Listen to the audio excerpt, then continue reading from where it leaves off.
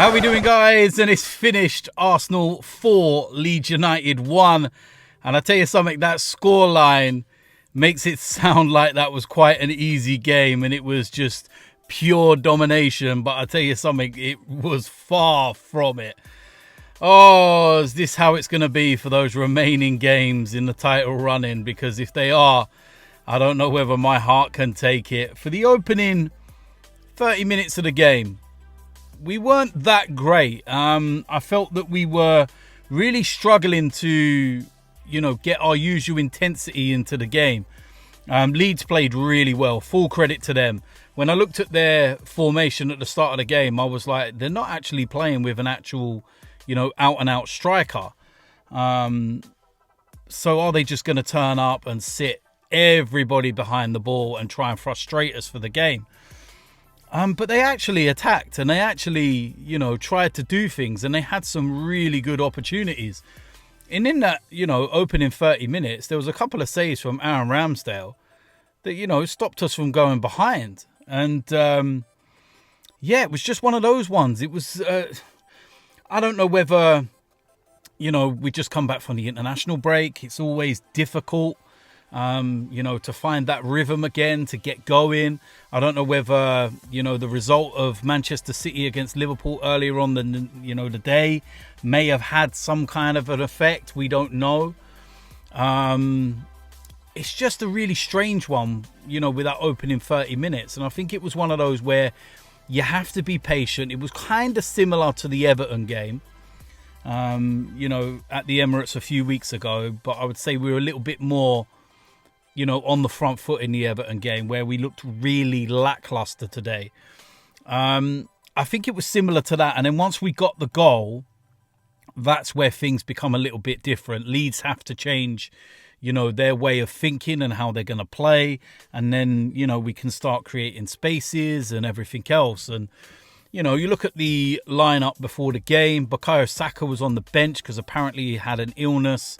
And he wasn't fit enough to start the game. And I'll get onto substitutes in a bit, because I think that some of the substitutions and the moments of them today were probably wrong, to be fair. That's my overall opinion of that. But, we went in at half-time 1-0 up and we got a penalty.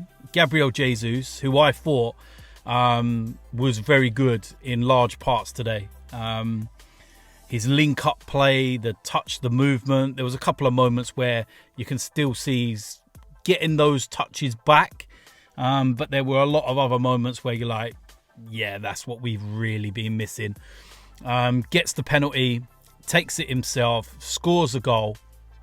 And really interesting statistic as well is that Gabriel Jesus went to the World Cup, got injured, missed 3 months, came back, and has still scored before Richarlison. But yeah, we're going at half-time 1-0 up. And I'm sitting there thinking, right, this ain't going to finish 1-0. No way. We need to come out in the second half and we need to, just be on the front foot. It's got to be different. And, instantly came out, got the second goal. Martinelli, brilliant ball across. Ben White at the back post. Underside of the bar and in, and at that moment I relaxed and I was like, yeah, that's it, we should be comfortable now.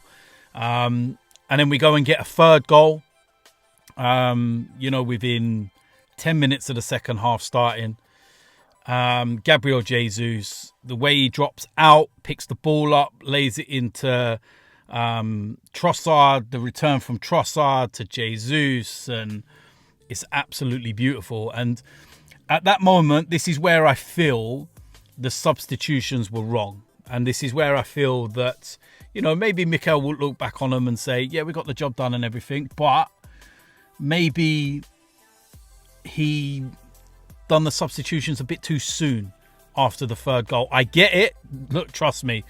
Thomas Partey, just came back earlier than expected when he was away with Ghana because of a slight little issue. So I fully understand him saying, right, job done, protect him. And then Gabriel Jesus come off.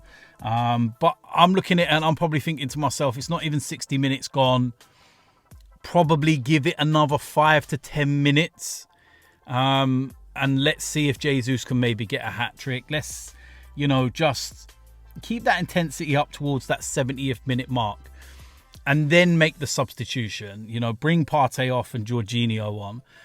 And I probably wouldn't have brought Saka on, to be quite honest with you. If he was, not well, I feel at 3-0, it would have been the perfect opportunity to give him a rest.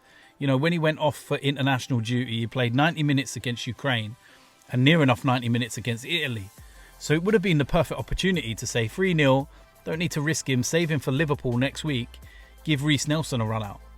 Take Jesus off. Yes, he's got 65, 70 minutes in the tank. But bring him off. And bring Reece Nelson on. I think that would have been a good opportunity. So I think that substitution for me was wrong. And what it did, it just kind of slowed everything down. The intensity of the whole game just kind of evaporated. It was very flat again. Like, just going through the motions. And that's on Leeds' part as well. They were kind of like, look, let's just focus on Nottingham Forest next week and get over the line and get out of here. And yeah, it was one of those. And they ended up scoring. And I sat there and I thought, oh, my life, it's like Crystal Palace all over again. And it was such a poor shot. And it hit Zinchenko and, deceived Ramsdale. And again, it's another goal conceded at the Emirates. And I'm thinking, we need to cut down this, goal difference with Man City. And it was an opportunity. And we just didn't really go for it. It's a catch-22. I get it. And I don't, if you know what I mean. It's a difficult one. And that's the thing. It was just my observation of that is, yeah, it is what it is at the end of the day. So, but listen, like we did against Crystal Palace, we, lifted the level a little bit again to go and get a fourth goal. Beautiful pass by Odegaard. Great header by Xhaka. Job done. So, we go and get them 3 goals that Man City, got against Liverpool in terms of the goal difference and whatnot. And we clawed that back. So it's only 2 still. And we, remain 8 points clear. Played a game more, 9 games left. And we move into some big games. And Liverpool next week, we've got to overcome that horrible record at Anfield. Just as we did, overcome the horrible record at Spurs. This season. And when you're looking at Liverpool, should we be going there with any fear? No, we shouldn't. So yeah, for us, rest up. We got a week to rest up and work and prepare for that game next week. So listen, at this point in the season, you can critique little things and you can give observations, but ultimately what's most important is 3 points. We got those 3 points and we move on. 9 massive games left. We're in the home stretch. And yeah, I don't know if my heart can take it. I don't know what you guys think. But listen, that is it. It's pretty simple. So let me know in the comment section what you think about that performance today. What do you think of my assessment of it? Was it one of those ones where you just want to get over the line, get it done, get the 3 points, move on? And it's as simple as that. Yeah, so there we go. There's going to be content this week. I've been away for the last couple of weeks and everything else. And yeah, we're going to be doing previews to the Liverpool games and all kinds of stuff. So yeah, keep an eye. If you're new around here, hit the subscribe button, smash a like on this video, and I will see you lot soon. I'm out of here.